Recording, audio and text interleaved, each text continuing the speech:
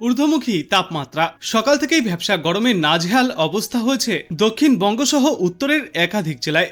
ক্রমশই আরও বাড়ছে তাপমাত্রা। জুন মাসের শুরু থেকেই ফের বঙ্গবাসীর কাছে দোসর হয়েছে গরম ও অস্বস্তি। বিক্ষিপ্তভাবে দু একটা জায়গায় বৃষ্টি চললেও তাপমাত্রা কমছে না।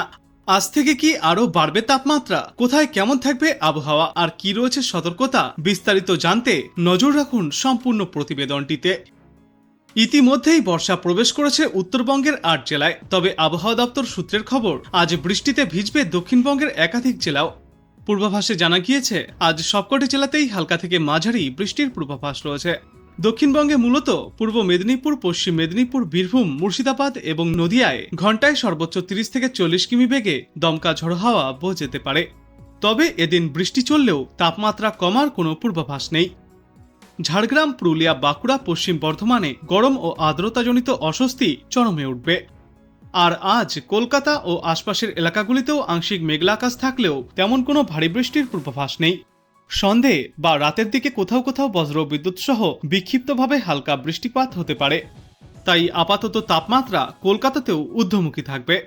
কলকাতায় আজ সর্বোচ্চ তাপমাত্রা থাকবে 37 ডিগ্রি সেলসিয়াসের আশেপাশে, আর সর্বনিম্ন তাপমাত্রা ছিল 29 ডিগ্রি সেলসিয়াসে।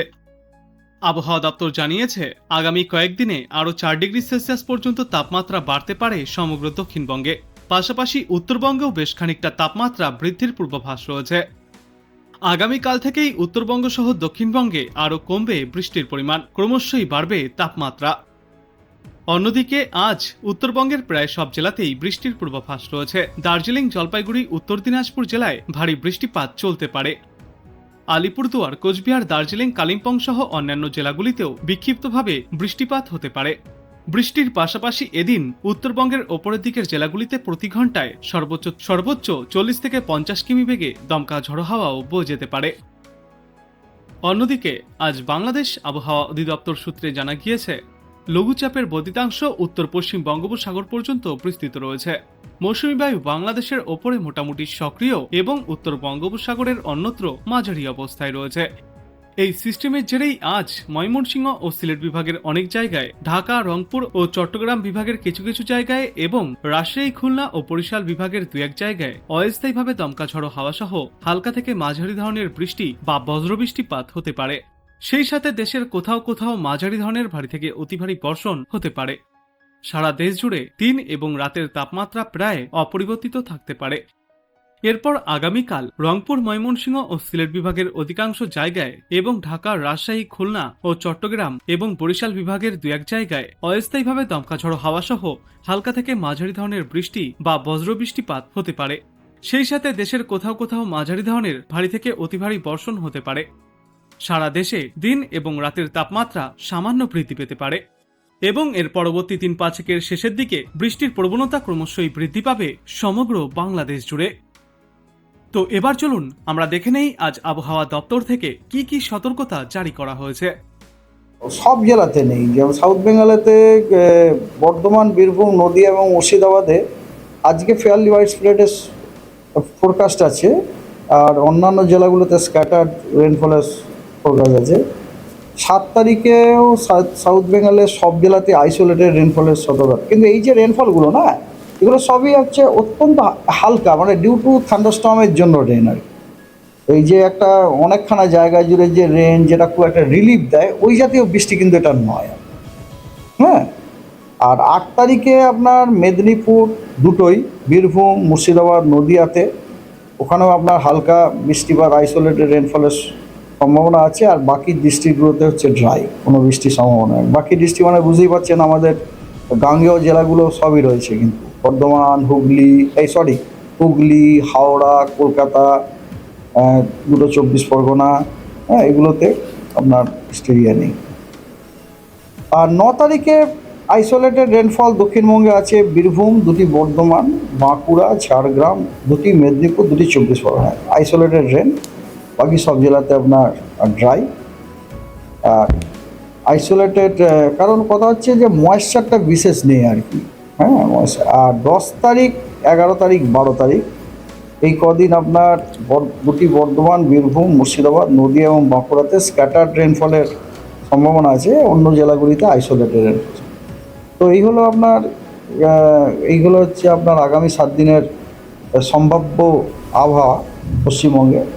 নর্থ বেঙ্গলে বৃষ্টি, আইদার ফেয়ারলি ওয়াইড স্প্রেড। আর সাউথ বেঙ্গলে কিন্তু কোনো জেলাতে কখনো ড্রাই, কোনো জেলাতে আইসোলেটেড, কোনো জেলাতে স্ক্যাটার। ওয়ার্নিং আছে। ওয়ার্নিং আপনার আজকে সাউথ বেঙ্গলে হট অ্যান্ড হিউমিড ওয়েদারের ওয়ার্নিং আছে পুরুলিয়া, বাঁকুড়া এবং ওয়েস্ট বর্ধমানে। আর আপনার বজ্রবিদ্যুৎ সহ বৃষ্টি, তার সাথে ঝোড়ো হাওয়া 30 থেকে 40 কিলোমিটার বেগে অথবা 40 থেকে 50 কিলোমিটার প্রতি ঘন্টায় বেগে, তার ওয়ার্নিংও আছে নদিয়া, বর্ধমান, বীরভূম, মুর্শিদাবাদ এবং বাঁকুড়াতে। বাকিগুলোতে 30 থেকে 40 কিলোমিটার প্রতি ঘন্টায়। নর্থ বেঙ্গলে আপনার সব জেলাতেই কিন্তু বজ্রবিদ্যুৎ সহ বৃষ্টি, তার সাথে 40 থেকে 50 কিলোমিটার প্রতি ঘন্টায় ঝোড়ো হাওয়ার সতর্কবার্তা দেওয়া হয়েছে এবং তার সাথে ভারী বর্ষণের সতর্কবার্তা দেওয়া হয়েছে দার্জিলিং, জলপাইগুড়ি এবং নর্থ দিনাজপুরে।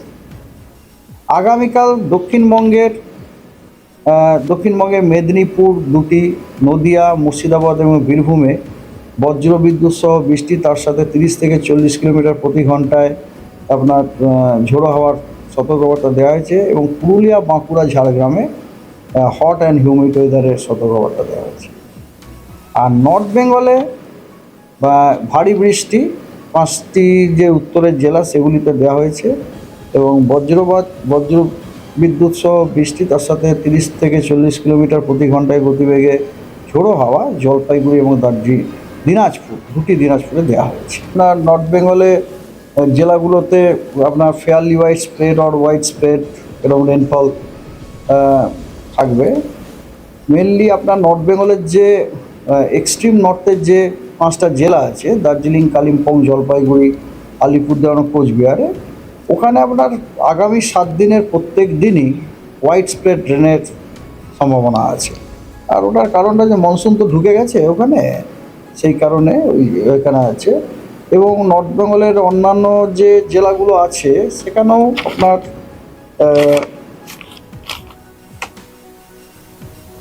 নর্থ বেঙ্গলের আপনার যে অন্যান্য জেলাগুলো আছে সেগুলোতেও আপনার ফেয়ারলি ওয়াইড স্প্রেড রেনফল আছে, এক্সেপ্ট আপনার 7 তারিখ, 8 তারিখ, 9 তারিখ, এই 3টে দিন বাদ দিয়ে। বাকি সব দিনে আপনার ফেয়ারলি ওয়াইড স্প্রেড রেনফলের সম্ভাবনা আছে। আমরা সকলেই জানি দক্ষিণবঙ্গে মনসুন ঢোকার যে রাস্তাটা, সেটা হচ্ছে দক্ষিণ দিক দিয়ে হাওয়াকে আসতে হবে অথবা দক্ষিণ পূর্ব থেকে আসতে হবে অথবা পূর্ব থেকে আসতে হবে। তো এই মুহূর্তে আমাদের যে ফোরকাস্ট ফ্লো প্যাটার্ন, উইন্ডের যে ডাইরেকশন আমরা যেটা পাই, যার বেসিসে আপনাদের এই বলতে পারি যে এই মুহূর্তে প্রথম কথা নর্মাল ডেট তো 10 তারিখ আমরা জানি, 10 থেকে পরে নর্মাল ডেটের মধ্যে আসবে বলে আমাদের মনে হচ্ছে না। নর্মাল ডেটের আগে তো আসার আমি কিছু সংকেতই দেখতে পাচ্ছি না, একটু হয়তো দেরি হলেও হতে পারে।